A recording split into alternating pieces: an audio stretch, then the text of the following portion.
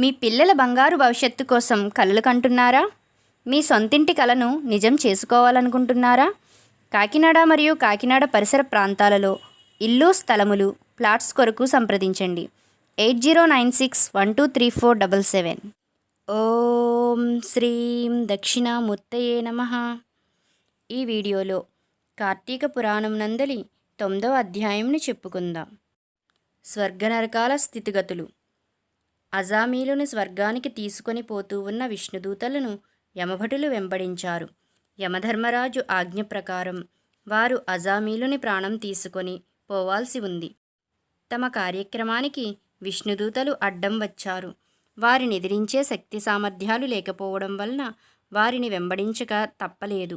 ఆ విధముగా వెన్నంటి వస్తున్న యమదూతలను చూచిన విష్ణుదూతలు వాళ్లతో, ఓ యమకింకరులారా, మీ స్వామి మీకేమని ఆజ్ఞ ఇచ్చాడు? యమదండనకు ఎవరు అర్హుడు? పుణ్యాలను చెరిపే పాపాలేవి? ముందుగా మా మాటలన్నిటికీ మీరు ప్రత్యుత్తరాలివ్వాలి అన్నారు. అప్పుడు యమదూతలు వినయంతో, పుణ్యాత్ములైన విష్ణుదూతలారా, మా మనవి వినండి. మా స్వామి ఈ విధముగా ఆజ్ఞాపించారు. సూర్యుడు, అగ్ని, ఆకాశము, వాయువు, గోవు, చంద్రుడు, సంధ్యలు, పగలు, దిక్కు, కాలము ఇవన్నీ మానవుల సత్కృత్యాలకు సాక్ష్యాలు. ఇవి ఎల్లా మానవుణ్ణి అధర్మకృత్యాలను గమనిస్తూనే ఉంటాయి.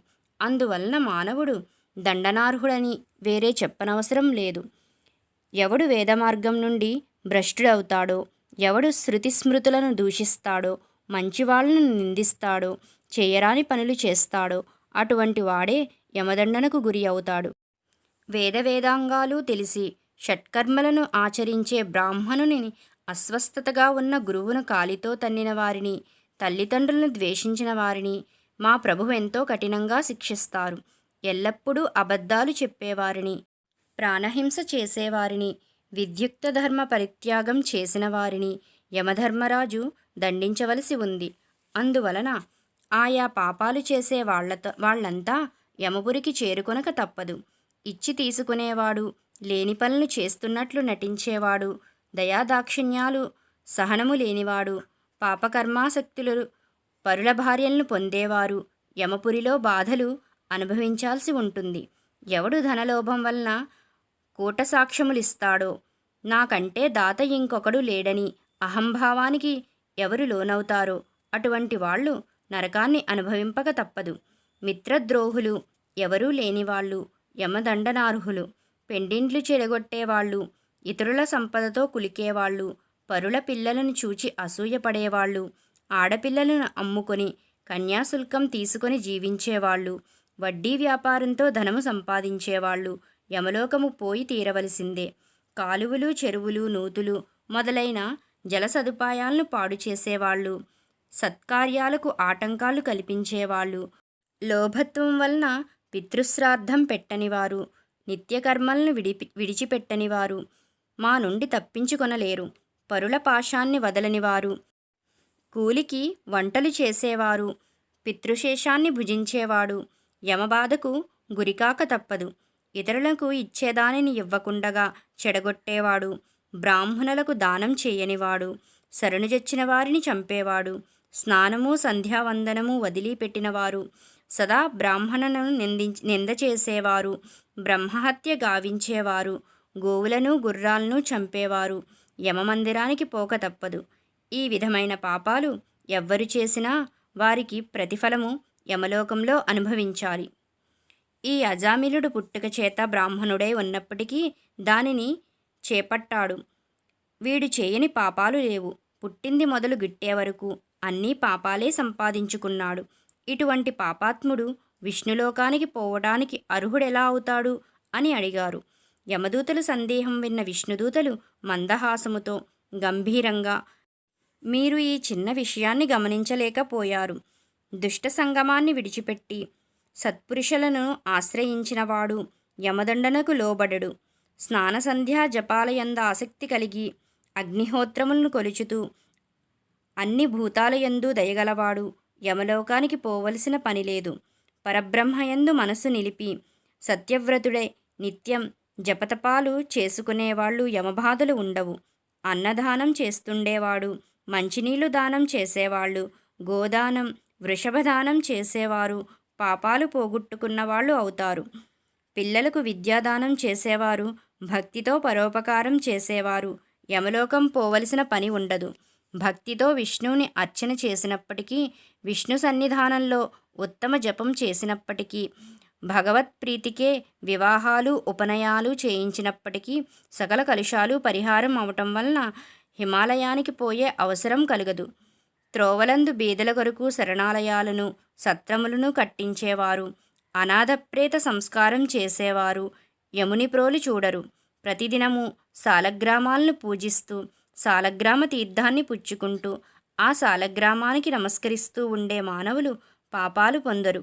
నిత్యము తులసి పూజలయందు సాలగ్రామవాసి అయిన శ్రీమన్నారాయణ్ణి అర్చించే పుణ్యాత్ములు యమజ్ఞులకు లోను కారు.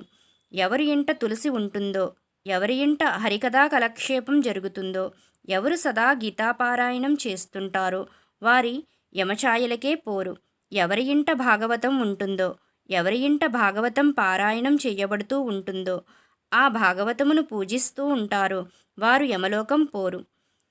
శ్రీ సూర్యభగవానుడు తులారాశియందు సమయములలో గాని, మకర రాశిలో ఉన్నప్పుడు కానీ, మేషములో ఉన్నప్పుడు కానీ స్నానం చేసేవారు అధోలోకాల చెంతకు పోరు. రుద్రాక్షమాలలు ధరించి జపము చేసేవారును దానపరులను ఎన్నటికీ యమలోకం చేరుకోరు. అచ్యుత, అనంత, గోవింద, కృష్ణ, నారాయణ అనియు అంటూ నిత్యం ఎవరు శ్రీమన్నారాయణ్ణి పూజిస్తారో వారు అధమలోకాలకు పొందరు. ఎవరు మణికర్ణికా నదీ తీరాన్న హరినామస్మరణ చేస్తూ చనిపోతారో వారు ఎన్ని పాపాలు చేసినప్పటికీ యమలోకము పోవలసిన పని ఉండదు. బంగారం దొంగిలించేవారు, సురాపానము చేసేవారు, మిత్రుని చంపినవాడు, బ్రహ్మహత్య చేసినవాడు, గురుతల్పాన్ని కోరినవాడు, స్త్రీలను రాజును గురువును చంపినవారు వీళ్లే కాక మిగిలిన ఏ పాపం చేసిన వాళ్ళైనా మరణకాలంలో భగవన్నామస్మరణ చేసినంతనే వారి పాపాలు పటాపంచులా అయిపోతాయి. తెలిసిన గాని తెలియక గాని భగవన్నామస్మరణ చేయటం వలన పాపాలు తొలగిపోతాయి. పేరు కోసం గాని వేలాకోలంగా కానీ ఇతరులను ఉపదేశించుటకు మాత్రం గాని శ్రీ మహావిష్ణువు యొక్క నామం ఉచ్చరించినట్లయితే అన్ని పాపాలు తొలగిపోతాయని పెద్దలు అంటున్నారు. భ్రష్టుడైనప్పటికీ, చపలుడైనప్పటికీ, వ్రతాన్ని ఉల్లంఘించిన వాడైనప్పటికీ హరి అని అనాలోచితంగా అన్నప్పుడు నరకానికి గురికారు. ఎవడైతే అన్ని పాపాలు పోగొట్టి హరినామాల్ని అన్నింటినీ పలుకుతాడో నరకబాధలు పొందవలసిన బాధ ఉండదు. జన్మాంతరాలలో సంపాదించుకున్న పాపాలు కానీ, ప్రాయశ్చిత్తం వలన తొలగిపోని పాపాలు కానీ, ఏ విధమైన పాపాలైనప్పటికీ దేవతలకైనా మానవులకైనా విష్ణువు యొక్క నామ సంకీర్తనను చేయటం వలన తొలగిపోతాయి. ఈ అజామీలుడు ప్రాణాలను విడిచిపెడుతూ భగవంతుని నామాన్ని స్మరించాడు కాబట్టి ఇతడు చేసిన పెద్ద చిన్న పాపాలన్నీ తొలగిపోయాయి. దీనికి సందేహం లేదు. అగ్నిహోత్రంలో వేసిన దూది మాదిరిగా ఇతని పాపాలన్నీ భస్మమైపోయాయని విష్ణుదూతలు యమదూతలతో చెప్పి అజామీలుని విమానం మీద వైకుంఠం తీసుకొని పోయారు. అజామీలుడు యమదూతలకు విష్ణుదూతలకు జరిగిన సంభాషణంతా విన్నాడు. ఆశ్చర్యానందాలతో మునిగిపోయాడు. కిన్నెరలను చూడగానే ఉత్సుకత వాడిలో కలిగింది. భగవంతునికి తన శిరస్సుతో మ్రొక్కి విష్ణుదూతలతో, ఓ మహాత్ములారా, తమ దర్శన భాగ్యం వలన ధన్యుణ్ణి అయ్యాను. నాపై మీ అనుగ్రహం కలిగింది. మహాపాపాత్ముడైన నేను మీ అనుగ్రహం వలన అన్ని పాపాల నుండి విముక్తి పొందగలిగాను. మంచివారిచే నిందింపబడేది, పాపాలిచ్చేది అయిన మహాకృత్యమైన పని ఎంతో చేశాను. నాలో ఒక్క సుగుణము కూడా లేదు. పూర్వజన్మలో నేను చేసుకున్న పాపాలన్నీ తొలగిపోయాయి. మూఢత్వం వలన, మోహావేశము వలన, మద్యపాన లోలురాలైన, చెడిపే అయిన అధమురాల్ని స్వీకరించాను.